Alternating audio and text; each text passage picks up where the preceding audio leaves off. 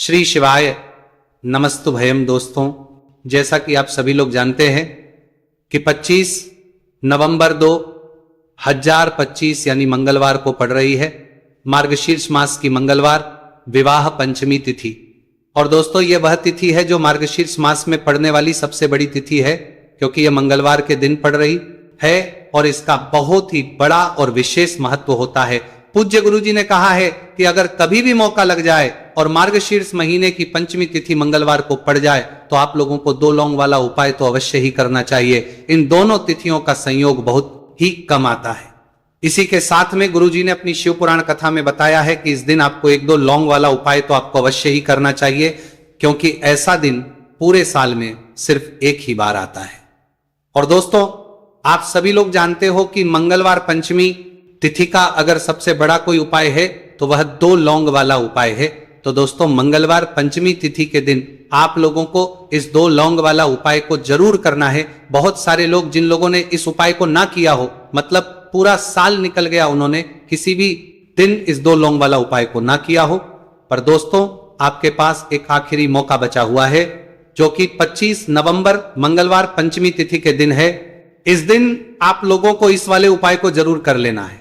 भले ही आपने पूरे महीने भर इस उपाय को ना किया हो, पर अगर आपने इस महीने के मंगलवार पंचमी तिथि के दिन अगर इस वाले उपाय को कर लिया तो आपको इस उपाय को करने का वह फल मिलेगा जिसकी आपने कभी कल्पना भी नहीं करी होगी।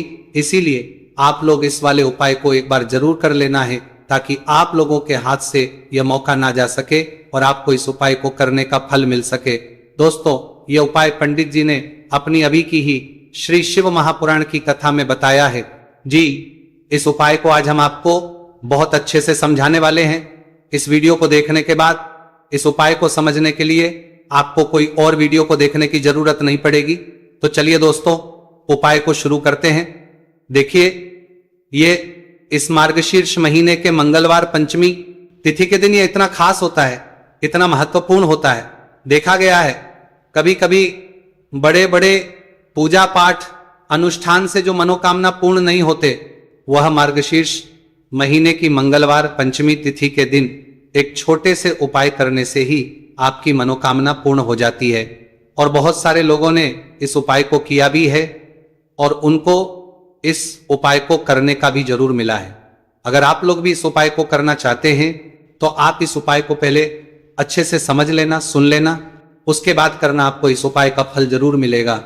और इस उपाय को कर लेने से आपके घर में चाहे किसी भी प्रकार की दुहक और समस्या क्यों ना चल रही हो, आपको उसका कारण भी नहीं पता है कि भाई ये समस्या किस कारण से चल रही है। उसका कुछ भी कारण हो सकता है, बना रही कर रही है, प्रात के करना चल रही है, जैसे पितृदोष हो सकता है या किसी भी तरह का मंगल दोष भी हो सकता है।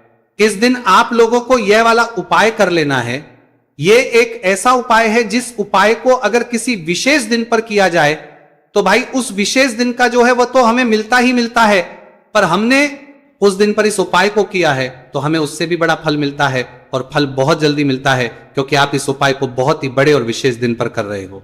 तो चलिए अब उपाय के बारे में बात करते हैं, लेकिन उससे पहले आप लोगों को यह जानना आवश्यक है कि आखिर यह उपाय किस समय करना है, किसको करना है और कैसे करना है।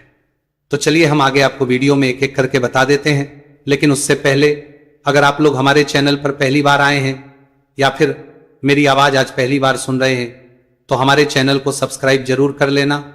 और इस पोस्ट करके पर सुन रहे हैं, वीडियो को लाइक करके कमेंट बॉक्स में श्री शिवाय नमस्तुभयम ओम नमः शिवाय जरूर टाइप कर देना। तो दोस्तों, इस 2 लौंग वाला उपाय को हमें इस मंगलवार पंचमी तिथि के कैसे करना है, किसको करना है, किस समय करना है और कहां पर करना है, ये सारे सवालों के जवाब आपको इस वीडियो में मिल जाएंगे। और जो ये वीडियो देखेगा भाई, उसको 2 लौंग वाला उपाय जरूर करना चाहिए, क्योंकि इस दिन 1 लौंग का भी बहुत ही बड़ा और विशेष महत्व होता है। और जब बात आ जाए 2 लौंग वाला उपाय की, तो ये सोने पे सुहागा वाली बात हो जाती है, और ये एक बहुत ही बड़ा उपाय हो जाता है इस मंगलवार पंचमी तिथि का। तो अब दोस्तों, इस 2 लौंग वाला उपाय को आखिर करना किसको है, सबसे पहले हम लोग वो बात जान लेते हैं। तो देखो, घर की जो बड़ी माताएं बहनें होती हैं, उन माताओं बहनों में से कोई भी एक बड़ी माता बहन इस वाले उपाय को कर सकती है। और दोस्तों अगर आप चाहें तो अपने घर में से सभी सदस्यों को भी इस उपाय को करवा सकते हैं। अगर किसी व्यक्ति की खुद की कोई मनोकामना है, खुद की कोई दुख और परेशानी है जो कि वो अपने लिए ही करना चाहता है, इस वाले उपाय तो वो खुद अपने लिए भी कर सकता है। बाकी अगर कोई घर में से ऐसा है जो कि अपने पूरे घर परिवार की सुख और शांति के लिए यह वाला उपाय करना चाहता है, तो भाई वो भी कर सकता है, उसमें भी कोई दिक्कत वाली बात नहीं है। कहने का मतलब यह है कि इस उपाय को हर एक सदस्य भी कर सकता है और पूरे घर परिवार के सदस्य के लिए घर की बड़ी माताओं बहनों में से कोई एक माता बहन भी कर सकती है। माताएं बहनें अगर घर में उपस्थित ना हो या वह यह वाला उपाय ना कर पा रही हो तो घर का कोई बड़ा सदस्य भी इस 2 लौंग वाला उपाय को कर सकता है, चाहे फिर वह पुरुष ही क्यों ना हो, उसमें कोई भी दिक्कत वाली बात नहीं है। उसके बाद में दोस्तों जो अगला प्रश्न निकल कर आता है वो यह आता है इस उपाय को लेकर कि आखिर इस उपाय को हमें किस समय करना है, सुबह के समय करना है कि शाम के समय करना है। तो देखो इस वाले उपाय को आप लोग सुबह के समय भी कर सकते हो और शाम के समय प्रदोष काल में भी कर सकते हो। अब अगर आप पूछो कि सबसे उत्तम समय कौन सा रहेगा इस 2 लौंग वाला उपाय को करने का, तो हम आपसे बस यही कहेंगे कि इस उपाय को आप सुबह के समय करेंगे तो ज्यादा बेहतर होगा। बाकी अगर प्रदोष काल शाम के समय भी करेंगे तो भी अच्छा होगा, उसमें कोई भी दिक्कत वाली बात नहीं है। तो अब दोस्तों जो अगली सबसे बड़ी और महत्वपूर्ण बात आती है वो ये आती है कि सुबह अगर हम उपाय को करेंगे तो हमें कितने बजे से लेकर कितने बजे तक के बीच में करना, और शाम के समय प्रदोष काल में करेंगे तो हमें कितने बजे से लेकर कितने बजे के बीच में करना है। तो देखो सुबह जितनी जल्दी हो सके आप उपाय को करने की कोशिश करना। बाकी अगर किसी कारणवश लेट भी हो जाओ, थोड़ी देर भी हो जाए, तो 10 या 11 बजे तक भी आप उपाय कर लेना, पर 12 बजे से ज्यादा देरी ना हो, ठीक है, इस बात का ध्यान रखना। उसके बाद में दोस्तों अगर शाम के समय प्रदोष काल की बात करें, प्रदोष काल का जो समय है वो शाम के 6 बजे से शुरू हो जाता है। मतलब शाम के 6 बजे से लेकर 7 बजे के बीच का जो समय होता है यह समय प्रदोष काल का समय होता है। तो आप इस उपाय को 7 या 8 बजे के बीच में भी कर सकते हो। मतलब शाम के 6 बजे से रात 8 बजे के बीच में आप कभी भी इस वाले उपाय को कर सकते हो, उसमें कोई भी दिक्कत वाली बात नहीं है। देखिए मार्गशीर्ष का पूरा महीना भगवान शिव को समर्पित होता है, जो हमें हमारे जीवन में तेज की प्राप्ति करवाते हैं और साथ ही साथ जीवन से अंधकार को दूर करते हैं। पूज्य गुरुदेव की कथा को सुन करके और समझ करके ही आपको समझाने का पूरा प्रयास करेंगे, लेकिन उससे पहले वीडियो को लाइक करें, चैनल को सब्सक्राइब करें। चलिए दोस्तों जान लेते हैं पहले विशेष उपाय के बारे में। देखिए यदि आपने कर्जा बहुत ही अधिक ले रखा है तो विशेष कर करके पहले वीडियो का कर दिया, उन लोगों को यह उपाय करना चाहिए। देखिए यदि आपके घर में बार बार ऐसी स्थिति बन जाती है कि आपको कर्ज लेना ही पड़ता है, ऐसी परिस्थिति बन जाती है कि ना चाहते हुए भी आपको कर्ज लेना ही पड़ता है, तो आपको ये उपाय करना चाहिए। देखिए ये उपाय घर के भाई बहन या फिर पति पत्नी, घर का कोई भी एक सदस्य इस उपाय को कर सकता है। साथ ही साथ घर के बच्चे भी यह उपाय कर सकते हैं। बहुत ही प्यारा सा उपाय है। देखिए इस उपाय को करने के लिए सबसे पहले तो आपको मात्र 2 लौंग लेनी है। लौंग जो है आपको फूल वाली लेनी है, खंडित नहीं होनी चाहिए, इस बात का आपको ध्यान रखना है। इसी के साथ में एक सा शहद लेना है और इसी के साथ में आपको एक तांबे के पात्र के अंदर शुद्ध जल लेना है और इसी के साथ में आपको एक प्यारी सी बेलपत्र लेनी है। अब देखिए इन सभी सामग्रियों को लेकर के सबसे पहले तो आपको भगवान शिव के मंदिर में पहुंच जाना है। देखिए गुरुजी ने बताया है कि यह उपाय आप सुबह से लेकर के शाम तक किसी भी समय में कर सकते हैं। देखिए मंदिर पहुंचने के बाद आपके पास जो सबसे पहले तो एक बेलपत्र है। ध्यान रखें दोस्तों, यदि आपको बेलपत्र नहीं मिल पाती हैं, आप भगवान शिव के शिवलिंग पर चढ़ी हुए बेलपत्र को पुनः शुद्ध जल से धो करके उसका उपयोग कर सकते हैं। लेकिन आपको ध्यान रखना है कि बेलपत्र कहीं से भी खंडित नहीं होनी चाहिए।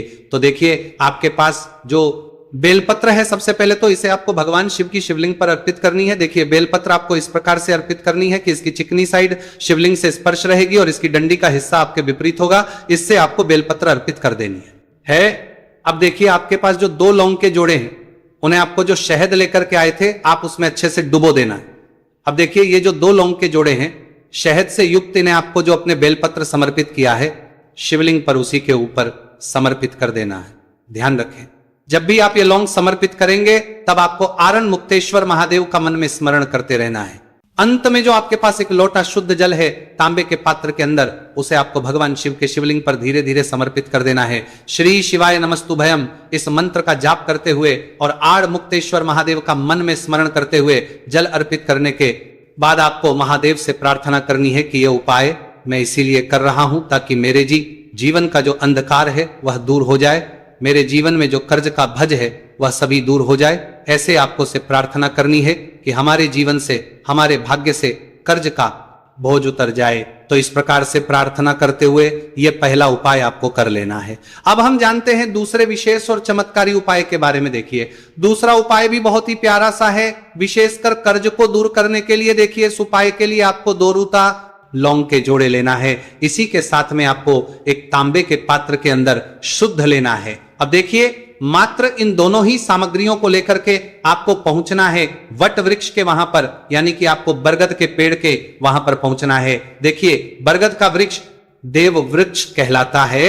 वृक्ष तो उसी वृक्ष के नीचे आपको पहुंचना है और इसी देव वृक्ष के नीचे आपके पास जो 2 लौंग है उन्हें आपको इसी वृक्ष के नीचे उस पात्र के अंदर डाल देनी है। जब भी आप ये 2 लौंग उस पात्र के अंदर डालेंगे तब आपको वट के महादेव का मन में स्मरण करना है और ये जो जल है आपको बरगद के पेड़ की जड़ में समर्पित कर देना है।